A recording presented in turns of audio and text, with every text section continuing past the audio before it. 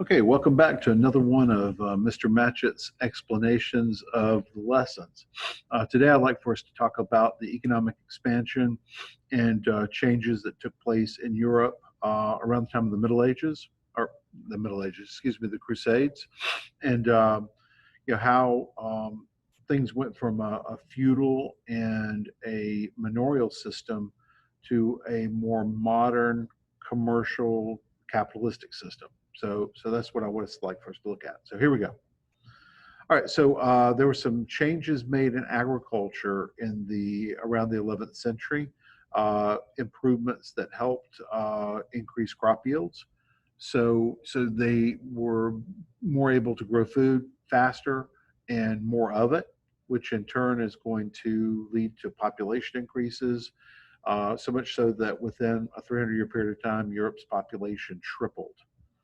Um, Trade also was expanding because as the economy of Europe started to come out of the recession that feudalism basically created, trade starts to pick up, and then people want things and they're better able to get those things. So things like iron ore for weapons and tools, and then luxury goods, because as people get wealthier, they want to buy things that are nicer.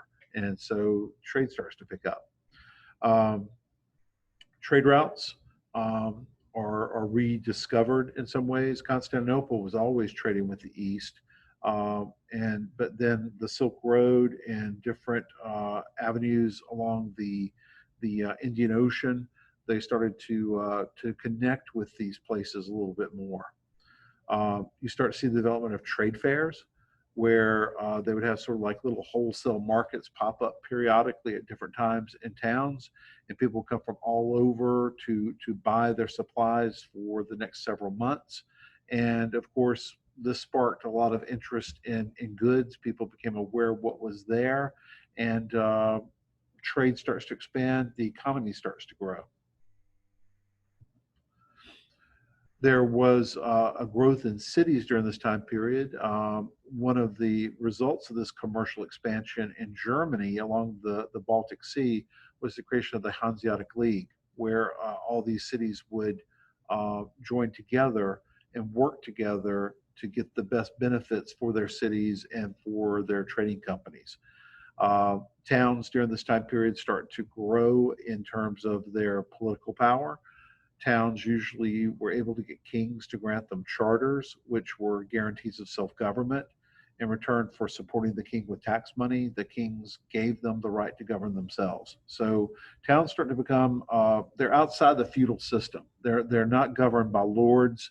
They are independent people. Technically, these are not nobility in towns. They're peasant class, but they're moneymakers and they're businessmen. And so this is where that social pyramid that we talked about back in uh, lesson two doesn't necessarily apply here. Uh, there was a revival of the use of money because now that people are trading, they need to have a medium of exchange, and so money does that. With more money is more capital. They now have money to invest in businesses and grow that money into other things. They start to develop different ways of cooperating with one another, partnerships, ways of maximizing profit and minimizing risk. Um, and of course, what all this does is it starts to lead to the end of feudalism because now that money is becoming more important, landowners don't necessarily want serfs. They want people that can pay rents rather than pay them in labor. So serfs start to become tenant farmers, and you start to see a creation of people in cities that we now call the middle class. The word that they used in the Middle Ages was bourgeoisie, and bourgeoisie is synonymous with the middle class. Okay, so this new middle class, they're urban, they're living in towns, they're involved with trade, various aspects of it.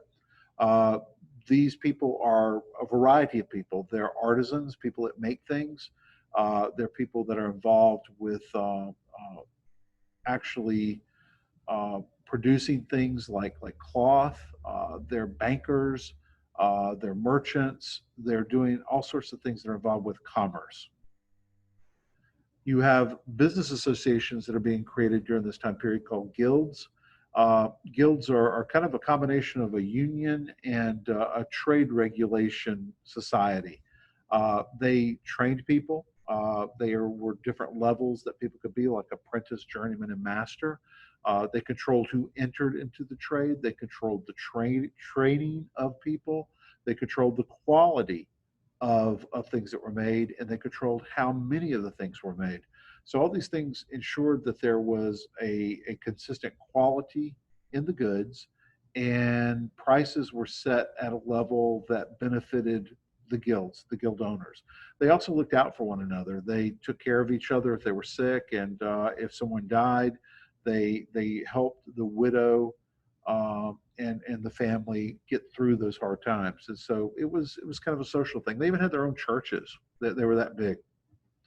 Um, with this revival of trade and with this reconnecting with the Mediterranean world in particular, in addition to the fact that the Byzantine Empire was under more pressure from a group of Asians called the Turks, this is what led to these series of wars called the Crusades. The Crusades lasted for about 200 years. They were to help rescue the Byzantine Empire, also to help restore the pilgrimage routes to the Holy Land, what's now Israel, so they could see the places where Moses and Jesus, all other figures in the Bible were located. Um, these were wars, and it was called by the Pope. So, let's go, let's save the Holy Land, let's save our fellow Christians over in the East. And so they went over and took over. I mean, the First Crusade was the only successful one. They also wanted the land that was there because remember, this is feudal. They also wanted the wealth that these lands produced. And so there was a mixture of religious fervor and greed, okay, going over there for this. And so this was the only successful crusade. Crusades had several effects, some good, some bad, okay? They failed in their objective. In fact, they failed so badly that they weakened the Byzantine Empire rather than saving it. And ultimately, Muslim Turks did take it over. Uh, it left a legacy of hatred. Jews and Muslims still have problems with these conflicts, and Christians and Jews also have problems because Christians picked on Jews, targeted Jews, persecuted Jews during the Crusades. There were some economic changes. This led to even more of a building of a money economy, and trade is even more involved because going to the Holy Land, people are still going to be buying and selling things. So when they're not killing each other, they're going to be involved with trying to make money. And there are also political changes that took place because so many nobles went on crusade. They died, their lands reverted back to the king. And so kings actually wound up getting a lot more power during these crusades, and the nobility's weakened. And with the nobility being weakened, the feudal system also is weakening. This is also the height of papal authority. The popes never were able to achieve the greatness that they had during the Crusades. This was their high point with political power. So popes today are spiritual leaders, but they're not the political leaders that they were in the Middle Ages. Um, there was a special crusade that was going on in Spain called the Reconquista. Uh, the, the the Iberian Peninsula had been occupied by Muslims starting in the 8th century, and so Christians in Spain, beginning around the 1200s, began to push back these Muslims and try to retake this territory. And so they wanted to reconquer their lands. Um, this was accomplished over a series of centuries. This was accomplished over a series of actions. But the one thing that really hastened it was the marriage in 1469 of two of the largest kingdoms in Spain, the marriage of Ferdinand and Isabella, which united most of Spain under one government. And they succeeded in 1492 of pushing the Muslims out finally when the city of Granada fell. And so they now have a country completely under Christian control. They want it to be a Christian nation. They want it to be united under their authority. And so they start to look at Jewish people that are there as suspects. A lot of the Jewish people had converted to Christianity for various reasons. And so they were suspicious of that. So they created this organization called the Inquisition to investigate and see if these converts to Christianity were truly sincere. Uh, they also expelled the Jews from Spain in 1492. So Jews either had to leave Spain or convert to Christianity. So that was is an awful thing. And so they were dispersed into North Africa. Some of them went to Portugal. Some of them went to the Netherlands. Some went into Greece and Italy. But it was a massive expulsion of people, and it had dire consequences for Spain that we'll talk about later. So that's it for lesson 4. If there's any questions, of course, always email me or ask me in class, and I'll see you with the next edition.